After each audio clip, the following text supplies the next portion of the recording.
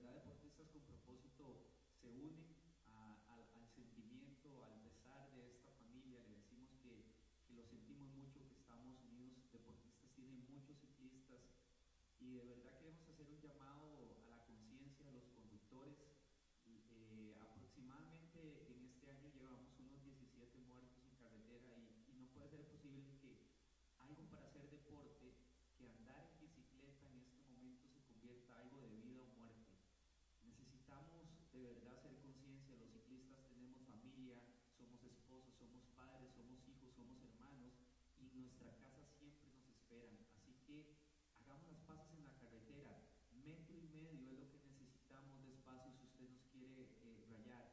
Un ciclista no va a hacer que usted se retrase más de 1 minuto o 2 minutos para llegar a su destino. Así que desde Deportistas con Propósito nos unimos y de verdad les pedimos que haya paz en la carretera y que de verdad Dios tome control de la familia de Víctor en este momento y de todas las personas que lo acompañaron y que estuvieron con él en este momento, y por qué no de la familia del Señor que iba conduciendo, que también, y del Señor que debe estar muy afectado, porque en esto, en una situación como esta, se ven afectados todos los involucrados. Quiero, bueno, ya empezando el programa, saludar a mis dos compañeros, ¿verdad? Equipo. Bueno, primero a Mao, que es el que está ahí detrás de haciendo lo posible para que esto salga bien, y también a Mao y Tao, que están ahí con el tema de Tabú. Así que, chicos, un saludo, por favor. Hola gente, estamos de nuevo acá en DCPTV. Esperamos que puedan acompañarnos en redes sociales. Ya pueden empezar a hacer sus preguntas, sus saludos, comentarios, cualquier cosa que quieran poner por ahí, la vamos a estar diciendo acá en directo.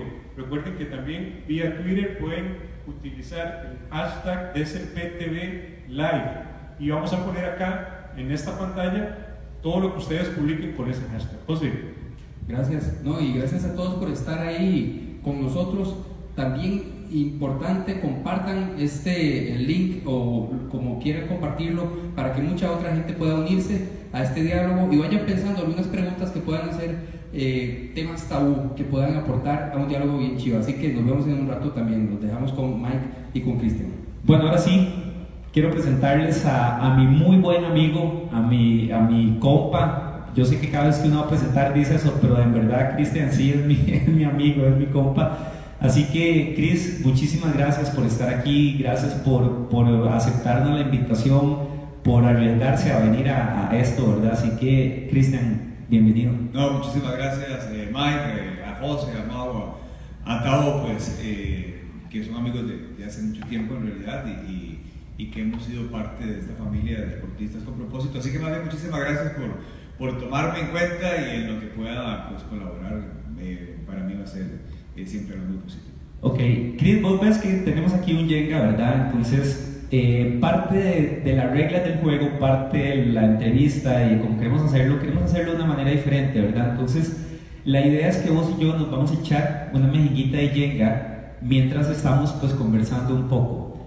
¿Qué es lo que pasa? Que si vos ganás, vos tenés la oportunidad, la posibilidad de ponernos a hacer un reto no solo a mí, sino a todo el equipo de producción que está aquí. Pero si yo gano, nosotros te vamos a poner un reto a vos. Juega. Ok. Empezá vos. El invitado tiene prioridad mientras yo estaba preguntando. Cristian, yo quiero que no haya trampa, ¿verdad? Yo lo acomodé exactamente sí, para ver si se pierde en la primera. No es estable. Dios mío, yo creo que no va a durar mucho este Jenga, ya me di cuenta. Cristian, vos quiero que nos contés un poco. Ponerlo aquí para que lo vayamos ahí haciendo para arriba, exactamente. Mira, lo ponen en el centro. Cristian, contanos un poco de cómo es. Todo el mundo te conoce, todo el país sabe quién es Cristian Mora, todo el mundo ha brincado con tus goles, todo el mundo ha llorado con tus narraciones, pero todo el mundo conoce a este Cristian, y la verdad yo quiero que vos nos contés un poco de dónde venís, cómo fue que empezó todo esto, cómo hizo, porque a veces la gente dice, sí, va Cristian Mora, el narrador, y creen que de un pronto a otro ya estuvo en Canal 7 y ya es famoso y ya sabe narrar súper bien y todo, pero no saben que hay toda una trayectoria, ¿verdad?, de eso. Entonces, contanos un poco de tu historia, de cómo empezó y todo lo demás. Bueno, mi familia es ramonense, somos de la ciudad de los poetas, ahí nací y ahí me hice fanático, fiebre del fútbol, primero que todo, porque mis papás iban al estadio de San Ramón y me llevaban, tenía 5 o 6 años, y por ahí empezó el amor a un deporte, y con eso empecé a conocer además los medios de comunicación. En mi casa se recibía La República, entonces leía la nota de Tano y ya le pedía a mis papás. En aquel entonces se transmitían muy pocos partidos por televisión, pero yo pedía cuando había una transmisión que me dejaran ver, porque la hora de queda estaba entre 7 y 8 de la noche, o sea, cuando había que irse a acostar, pero hacían una excepción conmigo porque sabían que me gustaba ver los partidos, entonces me dejaban quedarme despierto hasta las 10 de la noche si había un partido. Entonces, en esa niñez en San Ramón, desde ahí empezó también mi pasión por los deportes, por mejenguear, por los medios de comunicación, en una realidad tal vez muy diferente a la que vivimos hoy, porque incluso estaba conversando hoy con un amigo de lo que han cambiado las épocas. Yo estaba en el kinder y yo recuerdo que no solo yo, todos mis compañeros, cada quien se iba para su casa a pie en San Ramón. Y hoy pensar que un niño de 6 años salga del kinder y se vaya caminando para su casa, yo creo que ninguno de nosotros permitiríamos a un hijo hacer eso, o sea, jamás. O si vemos a un niño de kinder caminar por la calle, probablemente llamamos a la policía, pero bueno, eran esas otras épocas donde era un poco más tranquilo. Además, era en otro lugar también. Era en otro lugar que sí hay un cambio, poco. porque realmente sí hay un cambio, sí es diferente. Y aunque todos los lugares son peligrosos, pero los niños nos movíamos en bicicleta y por ahí transcurrió mi infancia. Entonces, yo creo que era una infancia normal, con los mismos sueños de todo chiquillo, con las ganas de jugar, de mejenguear, de salir a la calle, de los amigos de barrio.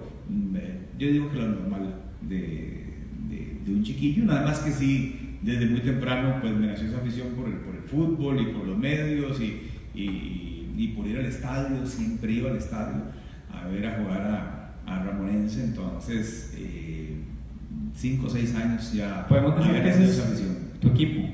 Ramonense es mi equipo. No me lo creen porque hoy en día hay mucha gente que pregunta a los periodistas de qué equipo son, y en este país el público castiga mucho si alguien es de Saprissa o de la Liga o de cualquier otro. Entonces muchos inventan. No, yo soy de Carmelita. No, es que yo le voy a Turrialba. No, es que yo soy del Santos. Y es mentira, son liguistas o sapricistas. Entonces, cuando yo digo que soy de San Ramón, algunos creen que entreguen el mismo rollo de tratar de despistar. Pero no, la verdad es que soy ramonense. Ahí nací, ahí vi el equipo. Mi papá tenía una carnicería en el mercado y me tocaba siempre los jueves ir a dejarle un lomo a un señor que compraba lomo, pero había que ir a la visa dejárselo. Y yo iba siempre feliz, a pesar de que hay que subir muchas cuestas y que el lomo pesaba bastante, porque ese señor era Guillermo Vargas Roldán, el presidente del equipo de San Ramón. El estadio lleva su nombre y para mí solo eso era una felicidad, ir a donde el presidente a darle el lomo, ¿verdad? Y me da siempre de 5 colones, además de regalo. Entonces salía con doble premio. Pero por ahí andaba mi infancia: San Ramón, fútbol, las vejengas, lo tradicional, los domingos donde mi abuela, que se nos reuníamos todos los primos, los tíos. Bien, en realidad, una infancia que estuvo. ¿En qué momento ya vos querés hacer o haces ese brinco, ¿verdad? De no solo como niño. Yo creo que la mayoría de niños siempre tenemos como alguna ilusión, ¿verdad? Con el tema de los deportes principalmente y lo demás. Pero ¿en qué momento vos dejaste de lado la ilusión de ser como alguien que le gusta mucho esto y todo lo demás, a decir, ok, la verdad es que yo quiero ir por ahí, por ahí quiero enfocarme y... Creo que fue tomando forma siempre, porque me metí a la cabina de Radio Federal en San Ramón, porque cuando había un partido que fuera de San Ramón con la Liga o Saprissa, llegaba a Canal 2 con Pilo Bando y yo me metía también a ver a dónde es que narraba Pilo Bando, y muchas veces me tiraba al partido de la cabina de Canal 2, allá a la par de Pilo y viendo cómo es que narraba. Entonces, siempre me gustó, creo que siempre lo anhelé y fue una decisión que no es que en un día determinado dije, no, me quiero dedicar a esto, creo que fue de siempre. Y por eso, estando todavía muy temprano en el colegio, ansiaba cualquier posibilidad de ser parte de ese mundo. Pero, sí. ¿como narrador o como parte de lo que fuera? Como periodista. En realidad, aquí el tema, yo soy narrador, que eso no tiene, entre comillas, nada que ver con ser periodista. O sea, vemos que son, una cosa es el periodismo y narrar lo narra un periodista, ¿verdad? No tiene realmente relación con la profesión como tal, aunque estén ligadas. Sí, digamos, pero vos estudiaste periodismo y no tenés, bueno, el tercer cuatrimestre es el cuatri de narración. Sí, exactamente. No existe. No existe. Entonces, en el colegio fui a un curso de locución porque se anunció en la Nación un curso de locución. Estaba yo en noveno del colegio. Era en el barrio Los Ángeles, en San José. Ahí conocí a un señor que asistía a un programa en Radio América Latina. Se dio cuenta que yo era muy chamaquillo, pero que me encantaba el tema y que quería ir. ¿Qué año? ¿Por ahí de qué año? Eso estamos hablando, creo que el año 90. Y entonces el señor me dijo, bueno, esta gente hace programas todos los días a las 6 de la tarde en Soda del Parque. Entonces yo, cuando salía del colegio, agarraba bus y me venía para San José. Y empecé a ir todos los días. No me daban bola, no hablaba nada, pero ahí estaba. Y al mes recuerdo que el señor, el dueño del programa, me dijo que si quería leer una noticia. Entonces me dio un papel con una noticia y la leí. Y a partir de ahí me dieron bola. El señor y su esposa eran los dueños del programa y yo creo que me adoptaron como hijo casi, ¿verdad? Porque era muy menor y estaba ahí, pero me ayudaron mucho. Y realmente mis primeras transmisiones de fútbol, no como narrador, sino leyendo estadísticas en partidos de primera división, los hice con Radio América Latina estando en el colegio. Porque América Latina al tiempo empieza a transmitir los partidos del Uruguay de Colorado. Entonces, dentro de ese convenio, yo estaba como loco, iba a los partidos, a estadios de primera división.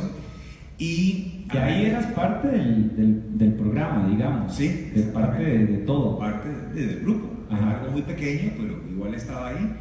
Y al año siguiente se jugó la primera Copa UNCAF, que fue la de 1991. Y Radio América Latina transmitió la Copa UNCAF. Entonces también salió una transmisión de selección y yo estaba apenas en cuarto del colegio.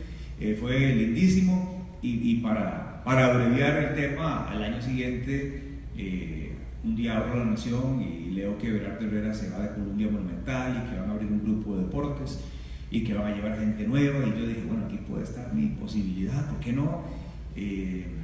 Estaba por empezar los exámenes de bachillerato. Después me di cuenta que la gente que se llevó a Monumental era toda gente de recorrido ya veteranos. Y yo dije, bueno, no era tan cierto. Pero aún así esperé el último examen de bachillerato, que recuerdo perfectamente, era el de matemática. Lo terminé y me fui al centro de Santo Domingo de Heredia, que ya vivía ahí, y me fui para San José, porque Berardo hacía un programa al mediodía en Soda Animado. Me fui y lo busqué, le hablé y le dije que acababa de terminar mi último examen del colegio y que yo iba a estudiar periodismo y que era lo que me gustaba, que por favor me dejaran llegar a ver, que por lo menos llegara a ver. O sea, solo ir a ver. Esa es la sí, ya estar ahí cómo se hacen las cosas. No era nadie para pedir la posibilidad de nada, que me dejara llegar a ver. Y desde ese mismo día me dijo, está bien, llega en la tarde. Y no falté nunca. O sea, todos los días, los 7 días de la semana iba, estaba en los programas, estaba hasta en la noche. Al mes, cerca de Navidad, me dieron micrófonos y me dieron la posibilidad de hablar. Y recuerdo que una de las experiencias más impactantes para mí es que como a los 3 meses estaba ya montado un avión rumbo a una transmisión en El Salvador. No tenía cédula, no tenía pasaporte, hubo que correr con todo eso. Y una de las cosas dentro de eso que yo anhelaba, uno de los sueños era cuando yo escuchaba gente fuera del país en una transmisión, en un partido de fútbol. Yo decía, van a un partido de fútbol, van a tal país, están ahí, tras de eso les pagan, o sea, esto es increíble, o sea, esto es de otro mundo, ¿verdad? Recuerdo cuando estuve en el colegio y se jugó Italia 90, por ejemplo, y yo escuchaba o veía a los periodistas de Costa Rica y decía, están en Italia, en un mundial, o sea, esto es increíble, esto es como de cuento de hadas, entonces realmente lo anhelaba, lo quería, y ahí empezó, ahí sí ya empecé formalmente el tema de carrera versus estudios, empecé a estudiar entonces en la noche, y siempre yendo al programa a mediodía y luego estudiando. Sí, no, ya a partir de ahí empecé a ir siempre, o sea, y ya metido de lleno, ya desde la mañana hasta la pura noche, o sea, metido siempre y ya en transmisiones y en partidos y en entrevistas y en programas, o sea, empezando realmente a cumplir mi sueño. Buenísimo, tenemos Tavo ahí con las redes sociales, sí. Para ver si hay alguna. Sí, tenemos 2 preguntas para Chris. Hay bastante gente saludando desde varios lugares.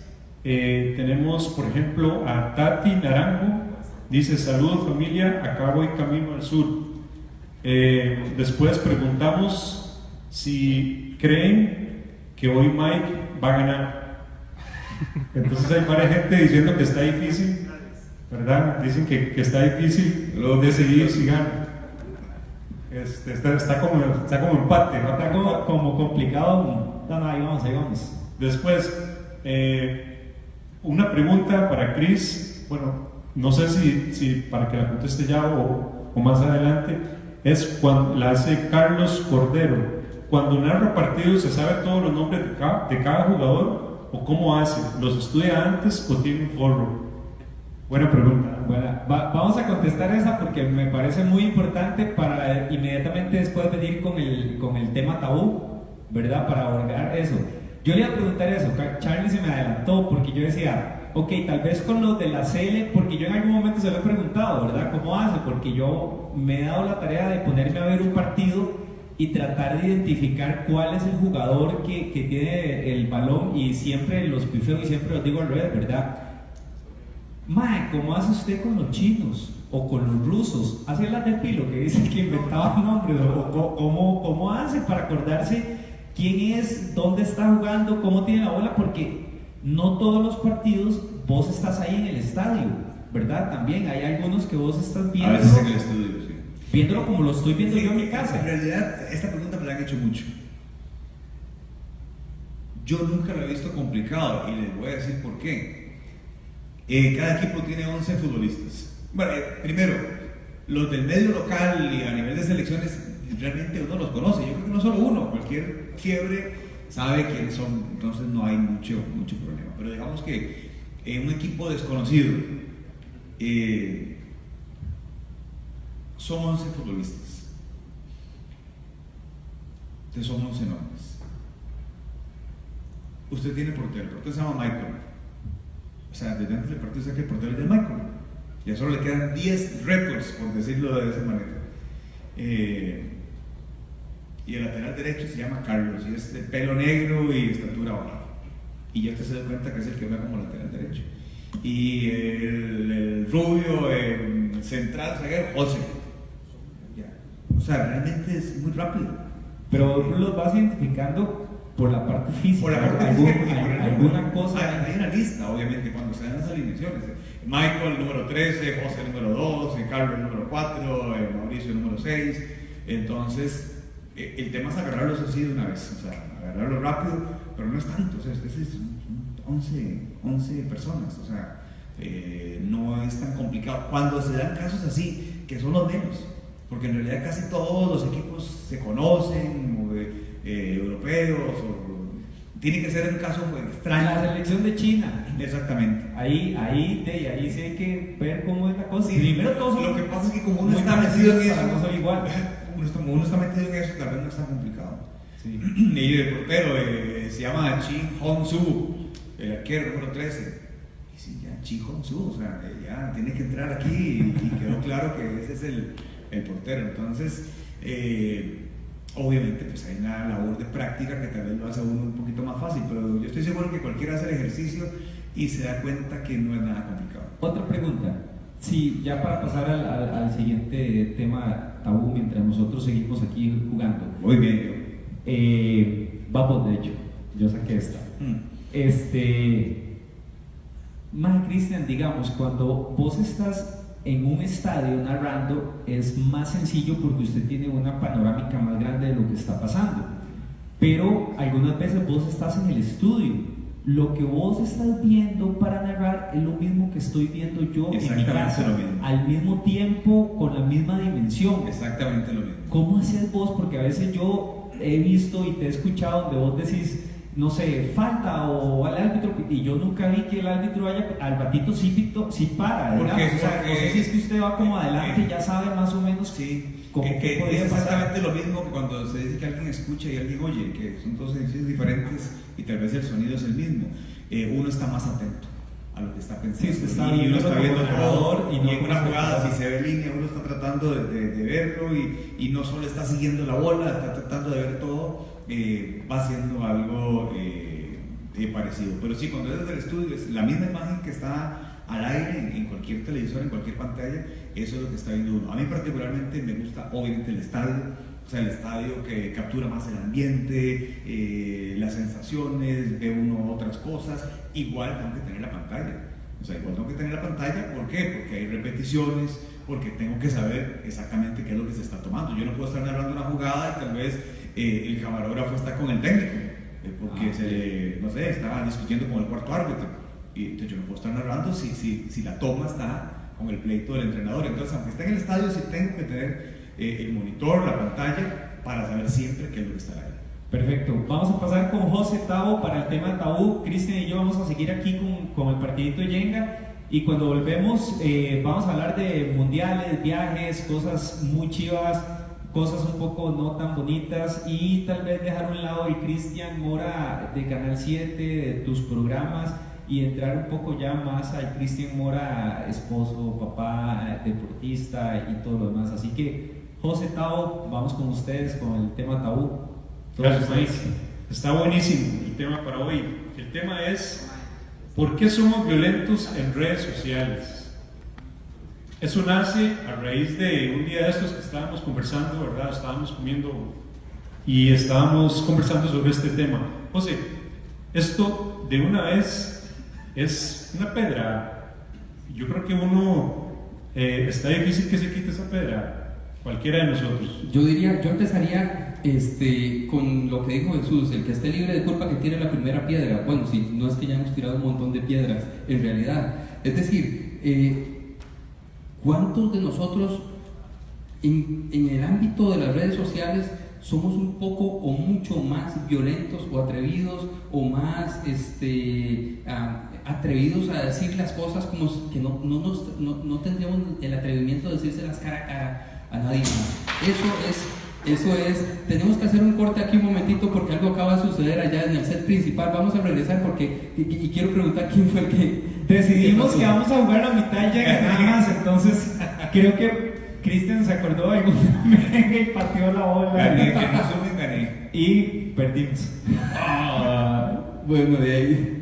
Muy bien, y tengo aquí una pregunta que se las quiero dejar ahí para el próximo set. La dice Coqui González. Dice, pregunta: ¿es el deporte un medio viable para exaltar a Dios? Si considera que sí, ¿cuál ha sido la experiencia divina más grande que ha experimentado en su carrera como periodista deportivo? Gracias. Ahí se las digo y después se las puedo repetir de repente. Ok, ¿por qué somos más violentos en redes sociales? Hace poco vivimos un montón como una seguidilla de casos. Estaba, digamos, la Topola, estaba luego lo que sucedió en un programa, en un canal muy conocido, con una psicóloga, con una modelo, etcétera. Luego estuvo lo de, no sé cuál otro estuvo. Un presentador de un canal de televisión también. Luego lo de una yuca, y sí, a veces hasta nos da risa todo lo que decimos y todo eso, ¿verdad? Pero ¿por qué esos temas en la vida cotidiana no serían un tema que nosotros los describiéramos con violencia verbal, así en una mesa de café? Pero lo vemos en las redes sociales. La gente es despiadada en las redes sociales, no tiene idea de la repercusión de lo que nuestras palabras son capaces de generar cuando las posteamos, cuando las publicamos. ¿Pueden destruir nuestras palabras a alguien? Porque hay una cosa que no calculamos cuando hablamos en redes sociales y es la capacidad de réplica que eso tiene. Es decir, que eso se puede compartir miles de veces, cientos de veces, lo puede ver mucha gente. Es como si estuviéramos con un micrófono en el Estadio Nacional lleno y lo que digamos lo va a escuchar todo el mundo. ¿Verdad que no nos atreveríamos a hablar en el Estadio Nacional con un montón de gente, con 30,000 personas, no sé cuánta gente le cabe al Estadio Nacional? No hablaríamos como cuando posteamos algo en Facebook o en Twitter. ¿Qué pensás vos? Me parece buenísimo, y una de las cosas que más me ha llegado fue una publicación que hizo el famoso Batman un día de estos, que ponía, estaba conversando sobre ese tema y puso unas fotos como para ilustrar un poco lo que escribía, y las fotos que él puso fueron un montón de estas las aves de rapiña, ¿verdad? Y se veían ahí como tratando de encontrar su alimento ahí en la pudrición, ¿verdad? En todos los animales muertos. Y esa será nuestra actitud. O sea, será que todos llevamos eso adentro, porque lo malo es que lo que vemos en redes sociales es lo que muchos se atreven a publicar y a lanzar y a tirar la pedrada, pero en las mesas de trabajo, compartiendo un café, en la familia, ahí estaremos siendo esas mismas aves de rapiña que criticamos porque se nos hace fácil sentirnos tristes cuando hay un terremoto en Ecuador y ¿verdad? Y ponernos todos la camisa de apoyo, tiernos incluso, ¿verdad? Pero sensibles. Pero nos convertiremos en algún momento siempre en esas aves de rapiña. Hay otra imagen que se me viene a la mente, que lo he visto también en Facebook, y es que aparece un montón de gente normal pasando por una puerta que dice Facebook, y cuando pasa hacia el otro lado todos están vestidos de jueces. Es decir, cuando entramos a Facebook todos somos jueces, todos estamos juzgando el mundo, todos estamos juzgando a los demás, todos sabemos de todos los temas, y si no lo sabemos lo investigamos en Google o lo que sea, y siempre sabemos mucho, siempre. Y entonces hay una cosa que no pasa en la vida real. Si en la vida real no sabemos tanto. Y vamos a ver. Tenemos una pregunta un comentario de Irene Blanco. Dice: tal vez somos violentos en redes sociales porque tal vez pensamos que podemos tirar la piedra, esconder la mano y no nos van a confrontar por lo que dijimos. Y si nos confrontan nos enojamos más. Es decir, si hay alguien que se atreva a decirnos algo ahí abajo, nosotros le replicamos y ahí es una competencia violenta. Pero yo creo que va más allá. Umberto Eco es un escritor que acaba de morir hace muy poco, un escritor italiano muy famoso, es autor del Nombre de la Rosa, del Péndulo de Foucault, de muchas obras muy famosas, pero además es un analista del comportamiento social, y él antes de morir publicó un libro que se llama Obra Cero, y en ese libro analiza todo lo que está sucediendo en esto, y él dice que nosotros en redes sociales nos convertimos o más bien dice que en las redes sociales nos podemos encontrar un montón como y voy a utilizar la palabra que él dice, de idiotas comentando, que nunca los escucharíamos si no existieran las redes sociales. Ahora, no estoy hablando peyorativamente de nadie específicamente, pero es que todos tenemos la oportunidad de publicar lo que nos dé la gana en redes sociales, y eso es algo que sucede. Es como un megáfono que, no sé, yo creo que es como una radiografía de la vida real, de la sociedad, que no escuchamos cuando vamos en el bus, o no escuchamos en los restaurantes, no escuchamos en ninguna otra parte, pero entramos ahí y todo el mundo lo está exponiendo con la violencia que tenemos en el corazón. Ahora, yo quiero introducir aquí una idea. La Biblia dice que de la abundancia del corazón habla la boca. Y si lo transmutamos un poco ese texto, podríamos decir, de la abundancia del corazón habla nuestro Facebook. Podríamos decir, de la abundancia de lo que tenemos en el corazón es lo que estamos publicando. Si uno hiciera un resumen de lo que publica en la semana, ¿qué es lo que sería el resultado? Ese sería el contenido de nuestra vida real. Eso es lo que somos nosotros. ¿Qué piensas vos? Totalmente de acuerdo, y creo que, como lo dije al principio, creo que el tema va para todos nosotros. Creo que no hay nadie que se pueda quitar el tiro de esto. Pero para terminar, José, este segmento de Tabú, ¿qué hacemos? Porque creo que tenemos una responsabilidad en la sociedad. Y si estamos, por ejemplo, en un equipo que se llama Deportistas con Propósito, deberíamos estar haciendo la diferencia. Si venimos interludios, si somos deportistas, si hoy estamos viendo este tema aquí por redes sociales, entonces debemos de tener algo que hacer, deberíamos de hacer algo. Yo creo que una de las claves, y que yo he tenido que aprender, porque yo tengo que confesar que las redes sociales es tan fácil, simple, sencillamente volverse a alguien necio, alguien jodión, alguien violento, alguien que insulta, alguien que pelea, lo que sea, ¿verdad? ¿Y qué es lo que he tenido que hacer realmente? Pensar que ahí detrás hay gente, hay personas de carne y hueso que sienten, que piensan, que son de verdad. Es decir, ahí detrás no está mi enemigo, ahí detrás no está alguien que me quiera hacer daño, ahí detrás es gente que tiene trabajo, que vive, que come, que tiene pasiones, que tiene hijos, que tiene papás. Eso en primer lugar. En segundo lugar es, ¿por qué no tener un filtro de misericordia? La Biblia a mí me enseña que yo tengo que tener misericordia.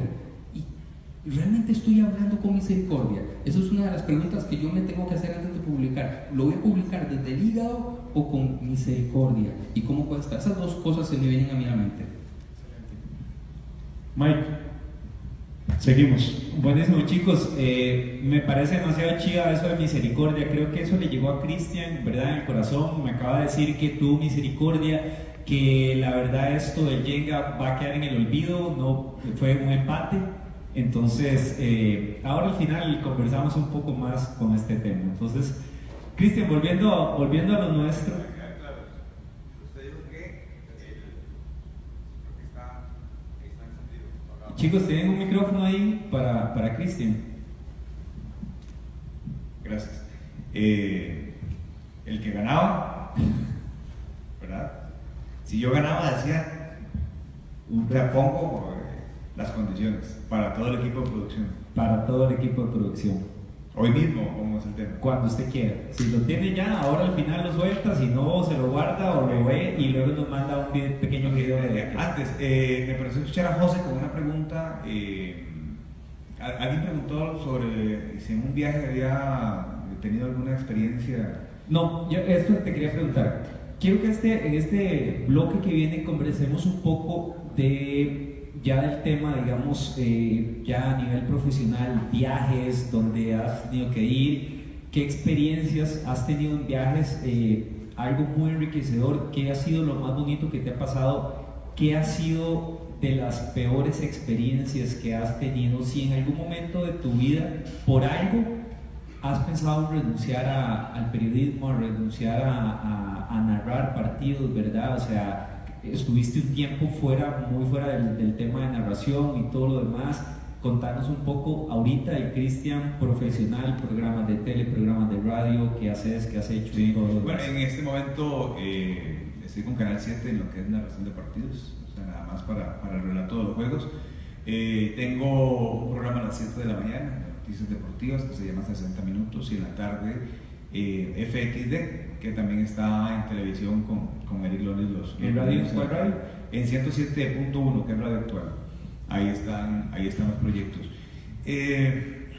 Sí pensé una vez en votar todo, y realmente fue hace mucho. En esa primera etapa que vivía en Radio Monumental, habían pasado ya bastantes años, profesionalmente sentía que me iba bien, narraba los partidos, era periodista entre semanas, dirigía programas, había ido ya a 2 mundiales de fútbol, había ido a Francia 98, había sido el narrador principal de Monumental, o sea, profesionalmente era como muy bien, apenas tenía 22, 23 años, pero tenía una desazón a nivel personal, que es que no tenía una retribución económica importante, no me alcanzaba para nada, no podía comprarme nada, o sea, y algún compañero de la universidad tal vez no tenía ninguna experiencia y en el primer trabajo ganaba 3 o 4 veces más de lo que yo ganaba. Yo tenía 7, 8 años en el medio, yo decía, aquí hay un desbalance terrible, o sea, yo no tengo futuro, o sea, yo no me puedo casar así el día de mañana, yo no me puedo comprar una casa, no me puedo comprar un carro, no me puedo comprar ni una bicicleta, o sea, apenas me alcanzaba para pagar el bus. Entonces, me tenía eso con una desazón bastante grande, y pensé en un momento en que tal vez había cumplido el sueño de lo que quería hacer, pero que con eso no podía vivir. Y maduré la idea y estaba casi tomada hasta que llegó la oportunidad de Canal 7. Fue exactamente en ese momento y ahí tuve un viraje muy fuerte a nivel profesional, pero especialmente a nivel personal, porque tuve más tiempo, o sea, yo trabajaba de lunes a lunes, no tenía día libre, no tenía vacaciones, no tenía nada, y me di cuenta que en los trabajos se tiene un día libre, por lo menos, que se tiene unas noches libres. Yo entraba en la mañana y salía a las 10 de la noche, todos los días, y debía agarrar el bus. O sea, realmente lo que yo dormía era un poco en la madrugada, después de eso siempre estaba activo. Entonces estaba como cegado con ese tema, y cuando recuerdo que empiezo en Canal 7 en 1998, salía de trabajar y me decían, ya, listo, hizo las notas, se acabó. Y yo, seguros, pero 5 de la tarde, 6 de la tarde. Sí, yo estaba acostumbrado a salir a las 10:30 de la noche. Se agarraba el bus y me iba para mi casa. Y debo confesar que al principio tenía un gran sentimiento de culpabilidad. Por salir temprano. Por salir temprano, por ser las 7 de la noche y estar en la casa. Yo decía, ¿qué estoy haciendo en la casa?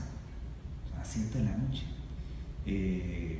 Y a veces llegaba y había todavía luz del día, peor todavía. O sea, era como sentir que me había escapado de la escuela, ¿verdad? En algún momento. Hasta que llegó el momento y dije, pero ¿sabes? ¿En qué estaba yo metido? O sea, no me di cuenta, dentro del furor por cumplir un sueño, por hacer lo que quería, estuve metido, digámoslo así, como en una esclavitud media voluntaria, media impuesta, pero al final era eso. Entonces me di cuenta que estaba mal, o sea, que estaba mal y que la vida tenía otros matices y otros ambientes y otras cosas, y a partir de esa etapa sí lo empecé a disfrutar, pero sí, definitivamente fue un momento donde había pensado seriamente en que me había equivocado y tenía que dedicarme a otra cosa. Experiencias maravillosas, no tan buenas, que marcan, ¿verdad?, la vida. Hay experiencias que marcan la vida de lo buenas que son, ¿verdad? Que uno dice, wow, esto de verdad que Dios se fijó en mí y me quiso regalar esto. Y hay experiencias en las que uno dice, Dios definitivamente volvió la cara, no me volvió a ver y me tiene completamente en el olvido. ¿Y qué es lo que está pasando? ¿Qué te ha pasado en tu vida profesional en estas 2 años? Bueno, a nivel profesional son muchas cosas que se han dado. Quizás lo que más me ha llegado a frustrar en algún momento, y recuerdo por ejemplo un torneo que me tocó narrar, estaba en radio en Guatemala, es que estaba enfermo de la garganta, de la voz. O sea, que era finalmente mi vehículo de trabajo, y no pude narrar los partidos. Y estaba fuera del país y sentía un pesar enorme de que estaba fallando, y empezó a hacerse crónico. Entonces sufrí mucho el tema de la voz, y pensé en algún momento que no iba a poder seguir haciendo eso porque tenía difonías constantes, y digamos que especialmente tener un problema de esos y estar fuera del país, se siente muy mal. O sea, estás fallando, la empresa te mandó, hay mucho dinero de por medio, hay gente que te está escuchando y estás quedando mal. ¿Vos en un mundial o en algún torneo, vaya o no vaya al país, digamos, pero vos vas antes de que empiece y te venís después de que termina? O sea, estás muchísimo tiempo fuera, ¿verdad? Sí, normalmente cuando son mundiales, sí. Por lo menos en los mundiales siempre he estado completos. El último es el que no fui, el de Brasil, que lo narramos aquí desde Costa Rica, pero sí, normalmente es el torneo completo cuando son mundiales mayores. Cuando no, depende. O sea, por ejemplo, mundial juvenil, porque Costa Rica llegó hasta el último día, bueno, y tocó estar el mes fuera, pero si se queda eliminado antes, si son mundiales menores, no se devuelve, pero normalmente mínimo son 15 días afuera. ¿Qué experiencias hay en esos viajes tan largos? Muchísimas. Una experiencia que me marcó un montón fue en el 2009, que me tocó ir con la selección juvenil de Costa Rica al Mundial de Egipto. Entonces, ahí fue que le fue muy bien, ¿verdad? Sí, llegamos hasta semifinales y disputamos el tercer lugar. El primer lugar donde nos toca jugar era un puerto muy lindo que se llama Puerto Saíd, y todo bien. El día que conozco el estadio, dentro de los voluntariados de FIFA, hay una muchacha que habla español. Ya yo estaba viendo algunas cosas de Egipto que me interesaban, o sea, una población musulmana, gente que no toma licor, costumbres muy fuertes en cuanto a los momentos de oración y dirigidos siempre hacia un sector. O sea, a veces estaba uno en un estadio y encontrabas a gente hincada y pegando a la frente con el piso. Entonces había cosas que me llamaban la atención de estas personas o de esta población musulmana, pero además con la idea que normalmente nos venden en el mundo occidental, ¿verdad? Cuando se habla de musulmanes o de algún tipo de población y se relaciona normalmente con algo agresivo o malo, terroristas. Le dije a esta muchacha que quería conocer costumbres, cosas, que me hablaran, y concertamos todos los días en las tardes en una pizzería ir a hablar, o sea, que me dejara entrevistarla, no con una grabadora, sino que me hablara. Ella accedió, incluso poniéndose un poco en riesgo porque no era bien visto que ella estuviera con un extranjero tomando café en una pizzería. Pero aprendí un montón de cosas increíbles y empecé a sentirme mal por nosotros.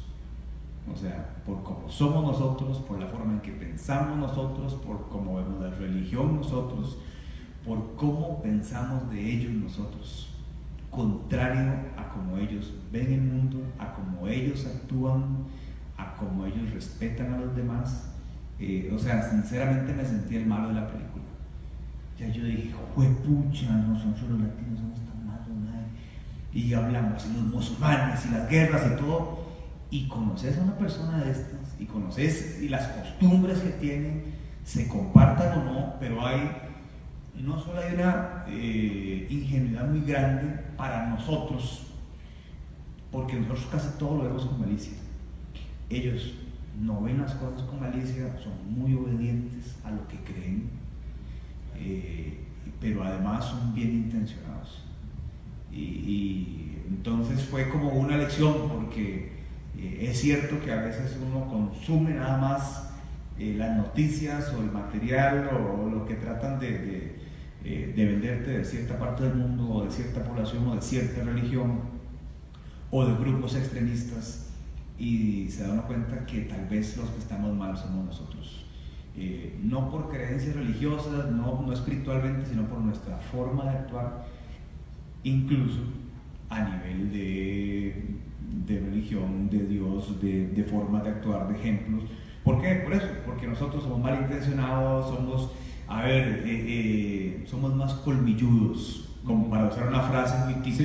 Sí. Y esa gente es súper inocente, o sea, súper inocente, súper ingenua, porque son muy ellos, muy transparentes, y fue una lección que me quedó muchísimo. O sea, si tuviera que rescatar algo de un viaje, rescataría estas conversaciones con esa muchacha. Primero, pues fue interesantísimo conocer una cultura súper diferente, desde el tema familiar, desde cómo se maneja un noviazgo, desde cómo se casa la gente, desde si por qué la mujer tiene que caminar detrás del hombre.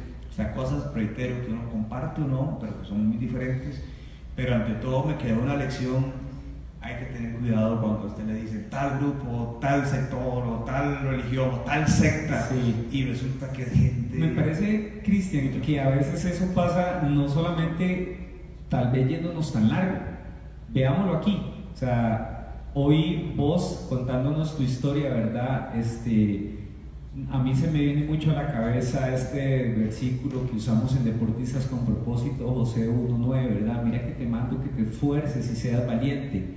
Así ha sido su vida, o sea, así ha logrado usted llegar a donde está, esforzándose con mucho esfuerzo, siendo valiente, porque en el cole agarrando bus y viniéndose y haciendo las cosas así. Y tal vez mucha gente te ve a vos y dice, es que probablemente sea el hijo de un familiar de alguien del 7, y es que este man la tiene toda, y claro, es que está aquí, y tal vez no se dan cuenta que en realidad usted la ha pulseado muchísimo, ¿verdad? O sea, le ha costado un montón, y yo creo que eso es algo que nosotros tenemos que cambiar un poco, ¿verdad? Juzgar de buenas a primeras y no esperar cómo es en realidad. Ahora, vamos a irnos un poco más al tema más personal. Contanos un poco ya vos como Cristian Mora, no el locutor, no el de fútbol por dentro, sino el esposo, el papá, el deportista, el día a día, ¿verdad? ¿Qué ha pasado en tu vida? Las situaciones que has tenido que enfrentar. Pero antes de que me empeces a contar eso, A mí me gusta hacerle una pregunta a los invitados y es, si yo te digo a vos, Dios, ¿qué se te viene a la cabeza? ¿Qué pensás vos cuando escuchás la palabra Dios? Yo lo dividiría en 2 capítulos porque en algún momento yo tuve como una rebelión, tal vez no exactamente Dios como tal, pero sí por una experiencia en las iglesias que iba, donde no me quedaba un buen sabor de boca. Entonces mi actitud fue rehuir, o bien huir, porque iba a lugares muy radicales, muy fuertes, no me gustaba. Entonces sentí que lo que se relacionaba a Dios era obligación, era cortar oportunidades, era nada más, hace esto, está mal. Entonces sentía que no tenía libertad, y ese primer capítulo, digámoslo así, no era positivo. Ya había tenido uno en la niñez que era diferente, que era más como de ilusión, y escuchaba historias de Dios, y más bien decía, pero ¿por qué toda la gente no sabe eso? Y si Dios viene mañana, que era algo que se decía en las iglesias, y Dios puede llegar mañana, y el que está aquí se salva, y el que está afuera no. Y decía, Dios mío, mi abuelo y mis tíos, y no escucha, ¿y quién les va a decir que tienen que salvarnos? Esto más a ver con el diablo al infierno, ¿verdad? Entonces después vino esa otra etapa ya más adolescente, donde coincidía con lo que contaba de la parte profesional y sentía que era obstáculo. ¿Por qué? Porque iba a lugares donde se guardaba el sábado, donde no se podía vestir de cierta forma, donde no se podían ir a bailes, donde no se podían mil cosas. Era más que todo el no se puede, no se puede, no se puede. Entonces lo sentí como algo negativo. O sea, digamos que ahí era como un desamor. La vida pasó y me di cuenta que que lo espiritual siempre está, y a veces no necesariamente se está pensando en Dios, pero indirectamente hay mensajes o hay formas. Yo creo que cualquier persona que quiera ser una buena persona, ya indirectamente ahí Dios está llamando a alguien a que actúe, a que haga algo, a que cambie, y alguien que quiere ser un buen ejemplo.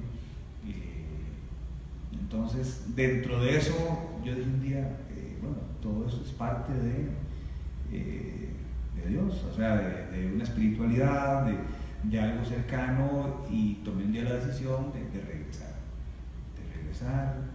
no como normalmente uno regresa, que es, vengo a oír nada más, de larguito, así como... No me pregunten, no me toquen, no me llamen, nada más, déjenme oír. Pero ya entran otro tipo de inquietudes, y se abren otras perspectivas. O sea, yo siempre soñé con una familia, soñé con ser papá, y tenía muy claro que si no estaba el tema espiritual y el tema de Dios, difícilmente lo iba a aceptar. Es extraño, porque a veces uno en esas rebeliones, uno se revela, pero usted dice por dentro, si no estoy con una chavala que no cree en Dios y que no quiere, no, aquí la cosa no camina, ¿verdad? Entonces, como yo me niego, pero sé que lo que necesito es exactamente eso. Entonces lo dividiría en eso. O sea, yo creo que han sido varios capítulos. Hoy en día sigo teniendo muchos sueños y los pongo en manos de Dios, y dejo como las presiones, o sea, lo que Dios quiera, o sea, en las cosas pequeñas y en las cosas grandes, lo que Dios quiera. Y me di cuenta que cada quien vive el tema Dios a su manera, que era de lo que me frenaba. No me gustaba orar en público, no me gusta orar en público, pero sí me gusta ir en el carro y Dios, es que tal cosa, o sea, y hablar o negociar o decir, pero que no me ponga a orar en una mesa, por ejemplo. Y yo creo que esto es muy importante que alguna gente lo sepa, porque yo sí he sentido como presiones en determinados momentos iba a orar, por ejemplo, no me gusta. Y si usted me dice que eso es algo contra él, cero. A mí me gusta hablar con Dios, él y yo, y en X momento, y bajo mi manera. Otras personas lo harán orando en una mesa, en un púlpito. De cuentas, cada quien tiene su manera de comunicarse. Entonces el tema es, cada quien sabe su rollo. O sea, cada quien sabe su rollo y cómo manejar ese rollo con Dios, con su vida. Siempre que exista esa buena voluntad, esas ganas de hacer algo bueno, esas ganas de ayudar, esas ganas de ser un buen ejemplo, yo creo que ahí ya hay una mano de Dios.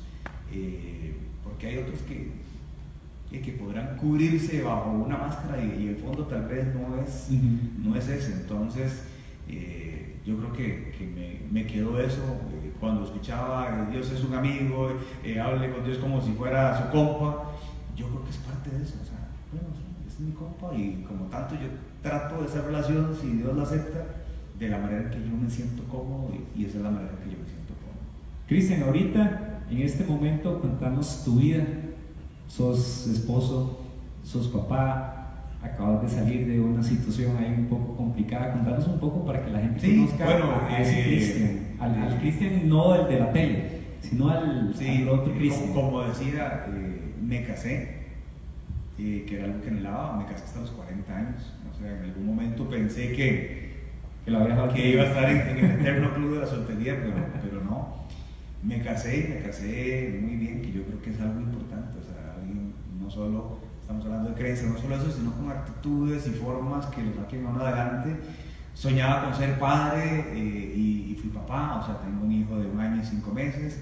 Estamos esperando un segundo bebé, entonces felicidades. También es una bendición muy fuerte, o sea, porque realmente eso mueve las entrañas ya cuando hay hijos de por medio.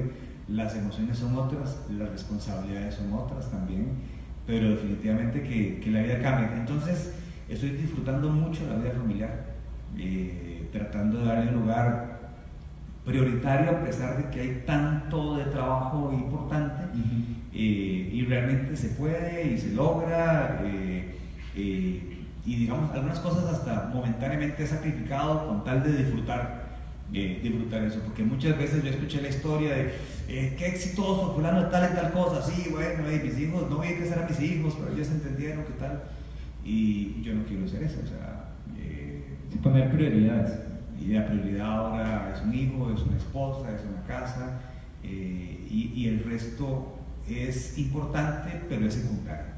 O sea, es secundario y así lo he querido vivir y lo estoy disfrutando, o sea, lo estoy disfrutando muchísimo. Yo creo que era una parte, era un hueco realmente que yo tenía dentro de 1000 cosas que vivía, que sentía, pero me hacía falta esa familia mía ya, esa familia que podía concretizar con una esposa y con hijos, y es parte de lo que estoy viviendo.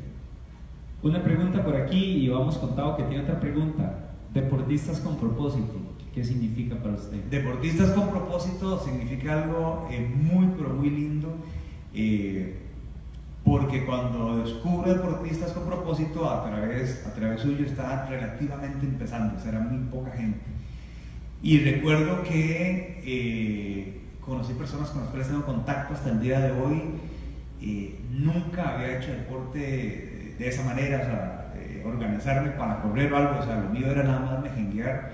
Entonces fue involucrar varias cosas, desde actitudes positivas, desde un grupo positivo, desde comprender, por lo que acaba de explicar, que hay personas que tal vez no quieren ir a una iglesia, que tal vez no les gusta reunirse en una mesa de oración, pero que no son personas cerradas a Dios, no son personas cerradas a lo bueno, no son personas cerradas a lo espiritual, simplemente tienen una personalidad o una forma de ser o una timidez o lo que usted quiera.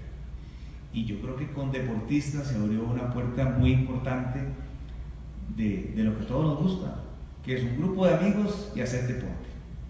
Y a partir de ahí resulta que un grupo de amigos hacer deporte, usted se habla de todos los temas.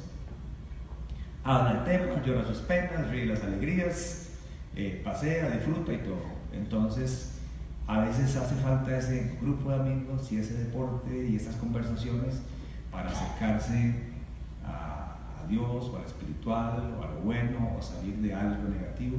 Y por eso es tan importante, y una de las cosas lindas que vi, más allá de que empecé a hacer competencias que en la vida lo había hecho y tengo experiencias lindísimas y correr, que en algún momento jamás pensé en poner unas tenis y correr, o sea, eran unos tacos y mejenguear. Después de ahí correr era como la gente que corre, sí. Pero yo no era la gente que corría y me enfiebré, o sea, lindísimo, y por un tema de salud tuve que dejar de correr un tiempo y me hizo falta, o sea, hasta ahora estoy empezando a correr otra vez. Entonces hubo una relación muy interesante y, como digo, por la experiencia mía, sé que es muy importante ese tipo de grupos y para ir entendiendo también que hay diferentes tipos de personas, diferentes necesidades, y yo creo que Deportistas con Propósito llegó a cubrir eso. Tao, ¿vos tenés alguna pregunta? Ya vamos a ir cerrando, vamos con las preguntas que tiene Tao ahí en redes sociales, y después de Cristian, que vos le contestes eso, quisiera que cerres con un mensaje chiva para la gente que nos está viendo, gente que tal vez no se la cree, gente que cree que es imposible, gente que cree que los sueños no se cumplen, ¿verdad? Vos, cuando yo te conocía a vos, fue en Interludio donde nos conocimos, y recuerdo, nunca se me va a olvidar, y eso marcó mi vida, o sea, de verdad, yo creo que nunca te lo he contado, pero creo que estabas en un mundial o la Sele jugaba en algún lado, no me acuerdo, creo que era en un mundial, y vos grabaste un audio para que, en Sudáfrica. En Sudáfrica, y vos grabaste un audio para que nosotros aquí en la reunión de Interludio escucháramos, ¿verdad? Vos decías un montón de cosas, pero al final dijiste, cuando uno tiene un sueño, tiene que ir por ese sueño.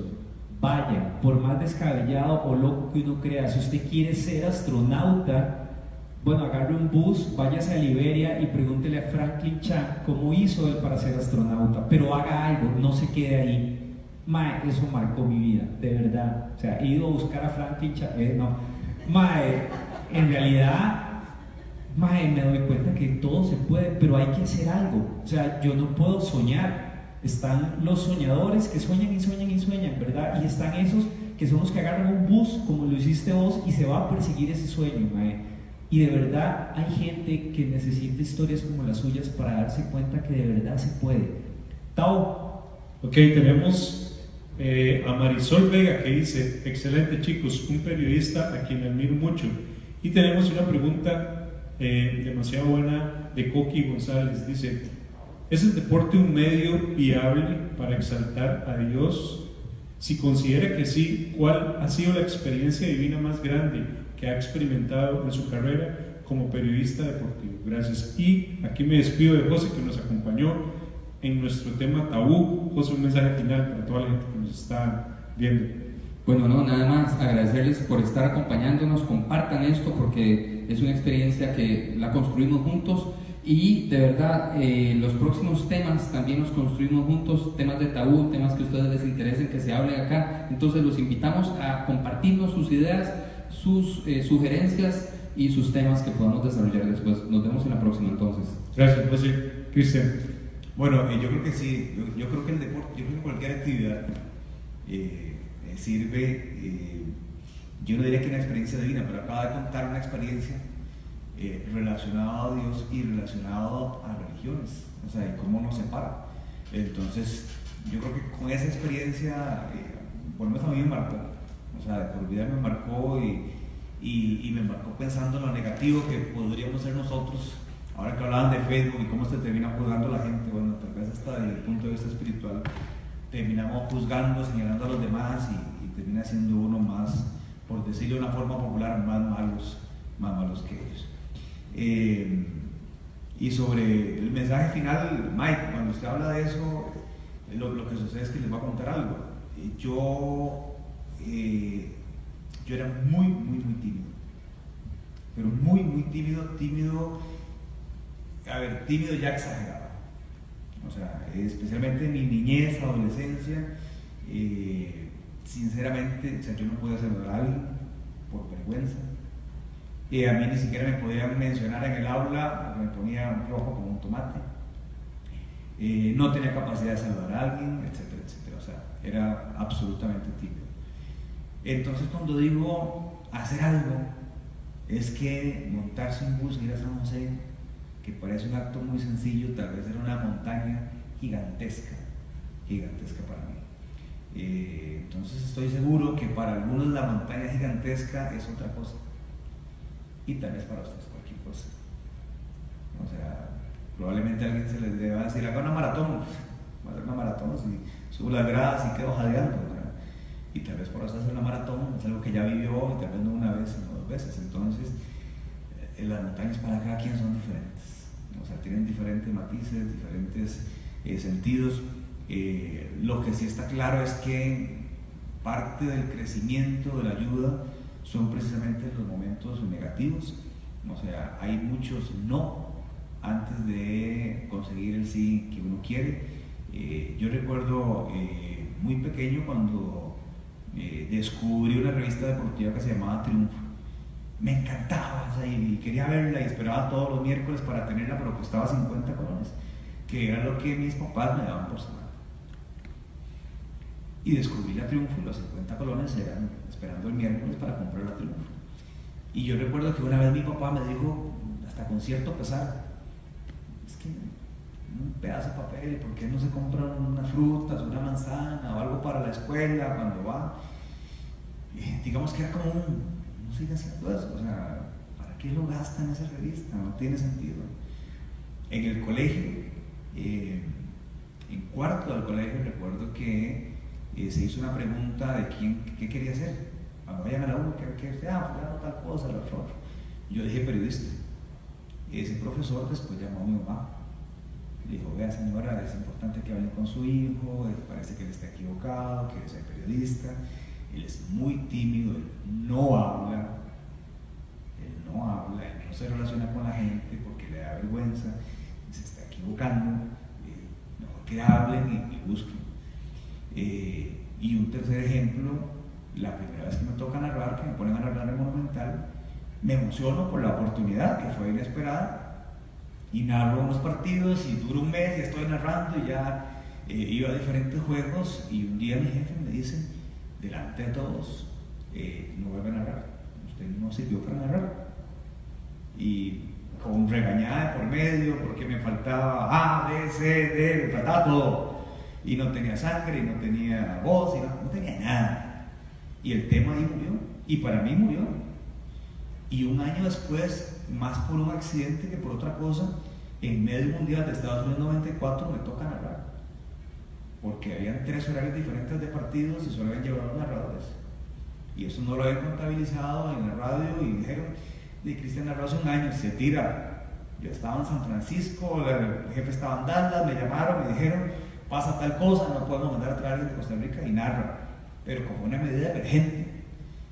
Resulta que la medida emergente me dejó narrando hasta el día de hoy y desde eso han pasado 22 años. Entonces, haciendo el recuento rápido, tuve 3 no y era muy fácil caerse con cualquiera de esos no. O sea, decir, no, la verdad es que tiene razón, o sea, que estúpido, o sea, y me están dando señales de que no sirve, pues que no sirve. Por eso hay que sentir mucho realmente lo que se quiere, los anhelos, los sueños. Yo creo que una frustración que uno puede llevar muy grande es tener un sueño y que quede el sueño. Y yo veo que hay gente que hasta vacila con sus sueños. No, es que yo siempre quise hacer tal cosa, pero y lo hacen como, y estoy seguro que por dentro sienten algo, se quedarían cualquier cosa por una oportunidad, por hacer esa loquera. Y yo creo que hay que darse esa oportunidad. O sea, hay que darse esa oportunidad. La vida es una, los retos están, y digamos que no hay imposibles, por lo menos para intentarlo. Y a veces se intenta y uno recibe un no, y uno lo vuelve a intentar y recibe un no, y uno lo vuelve a intentar y recibe un no. Entonces, estoy seguro que muchos han tenido experiencias de este tipo, y lo importante es seguir, o sea, que la actitud no lo haga uno decaer, que no sea una zancadilla, sino que con el paso del tiempo termine siendo una fortaleza para mejorar. Cristian, muchísimas gracias por estar aquí, por su tiempo, por abrir un poco su corazón, su vida y contarnos. Muchísimas gracias por invitarme y recuerde que gané. Este tema lo hablamos después. Él fue Cristian Mora, quien nos está enseñando que de verdad la palabra no existe, no importa el tamaño de su montaña, siempre la puede escalar, siempre puede ir más allá. No hay coincidencias, hay oportunidades y tenemos que estar listos para probar cualquier oportunidad que Dios nos dé. De verdad que Gracias por enseñarnos que sí se puede, siempre se puede. El deporte es una manera de exaltar a Dios, es una manera de darle gracias a Dios por la vida, porque hoy tenemos pies, porque nos levantamos de una cama. El deporte es una ventana directa para comunicarse con Dios. Si nunca lo ha probado, yo lo invito a que lo haga, lo invito a que salga a hacer ejercicio, a que se conecte con Dios en ese momento. De verdad, como nosotros decimos en Deportistas con Propósito, Jesús tiene las tenis puestas, lo está esperando para que usted haga ejercicio con Él. Mañana, cuando usted se va a levantar, sepa que ahí está Jesús esperándolo para ir con usted a caminar, a correr, a nadar, a andar en bici, a comunicarse con usted. Porfa, no lo deje plantado. Nosotros somos Deportistas con Propósito. Mi nombre es Mike, Cristian Mora y el equipo de producción. Gracias por estar conectados, gracias por vernos y de verdad nos vemos en la próxima. Que Dios los bendiga.